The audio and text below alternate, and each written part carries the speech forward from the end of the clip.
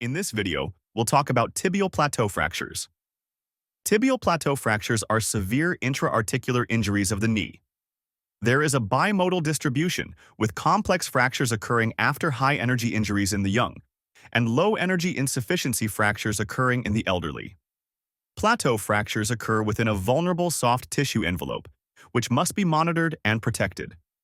We will classify tibial plateau fracture according to Schatzker classification. The Schatzker classification defines the fracture in relation to the involvement of the medial and lateral condyles. Type 1 is split fracture of the lateral plateau.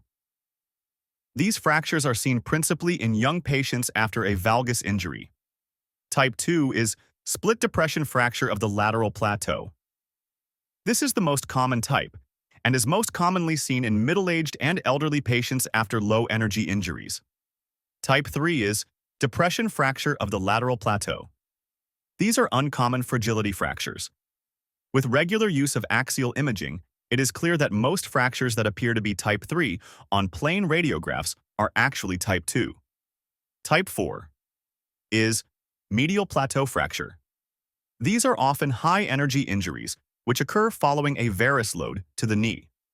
They may be fracture dislocations in which the medial condyle remains correctly located under the medial femoral condyle, while the lateral condyle and tibial shaft are subluxed laterally and proximally. Type 5 is bicondylar fracture.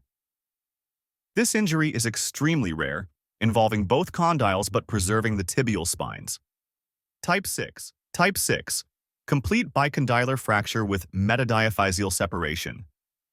This fracture typically follows a high-energy injury and, in addition to being a technically complex fracture to reduce and fix, has the highest rate of soft tissue complications.